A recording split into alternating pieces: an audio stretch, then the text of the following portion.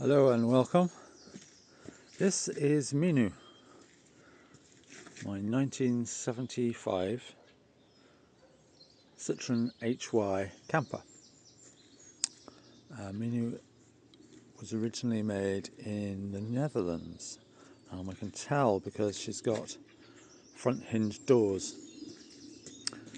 rather than the rear hinge doors that the French suicide doors that the French cars had.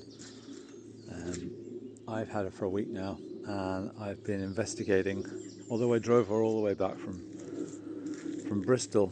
I have been getting to grips with some of her issues. She basically drives okay, but not everything worked when she arrived, but we're getting there.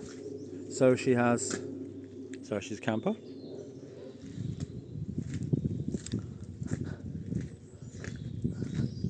It's a very cool roof rack made, and storage box up the top there. Back doors all open out. We'll have a look at that later maybe. Even got a tow bar. And then on this side we've got our fuel tank,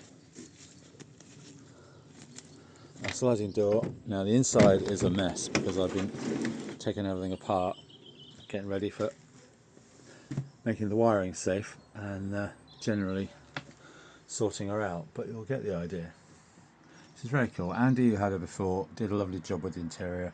You see our old number plate there on the wall. So she's a kitchen, she's gas and sink. The gas works amazingly. None of the sockets or anything work. We're going to put new Victron inverters and charge control gear in. She has got a solar panel on the roof to charge a leisure battery, which I'm going to move. I have a few things to do. I'm going to put some gas struts on that back door there. The top half opens up. I'm going to put some gas struts on that because it doesn't support it terribly well, just with one side. We're going to get all the lighting working in here. I've got a modern fridge to go in this hole here. This cupboard here is going to hold all the our inverter and our bits and pieces. The electrical. She has storage under the floor. She's got storage under the benches, which is cool. A couple of cupboards. Handy cupboards. All these little cupboards around the top here. Cupboard here. So and then the cab. So Minu is left-hand drive, and as is common with Citroen HYs, all the floor panels lift out, which I've done now to get at the engine. And she doesn't have her original engine. She has a Volkswagen. It's a 1.9 TDI, which has been shoehorned in here and mostly works. With a few issues with the diagnostics to look at, but she drove alright. She came here. The idea is I'm going to put the floor panels back in. I'm going to use Dodo sound deadening on the floor panels just to absorb some of the noise. I'm going to seal everything a bit better, and then we're going to redo the carpet in the cab. Again, just to try and keep noise down a bit. And I might investigate getting these doors trimmed if I can find someone who'd do a proper job, but we'll see. She's had electric power steering fitted, which makes life a hell of a lot easier. I dread to think what this thing is like to drive without it, because it's not the lightest with it. And as you can see, I'm just investigating what's in that centre console. Originally they had a big sort of pull-out tray in the middle there, which I might try and get hold of again. But it's actually a very handy spot for putting something like radio and what have you. So we'll keep that for now. Just a bit of storage up above here, which is cool. She's quite fun to drive. Not very quiet, but we can probably do something about that. Amazingly good on fuel. Doesn't weigh a lot. So these Citroens are They're a monocoque design, so the body is the chassis kind of thing, and the chassis, well, the underside of the body is in good nick, so she's all right there.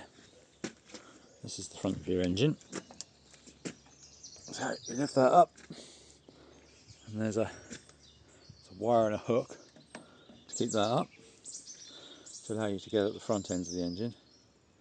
Also, as you can see on this one, the exhaust is right at the front and it stops there. So we're going to get that moved because that's right below my feet when I'm driving, and the exhaust fumes are blowing up when I'm going slowly. So I don't really want to be breathing that.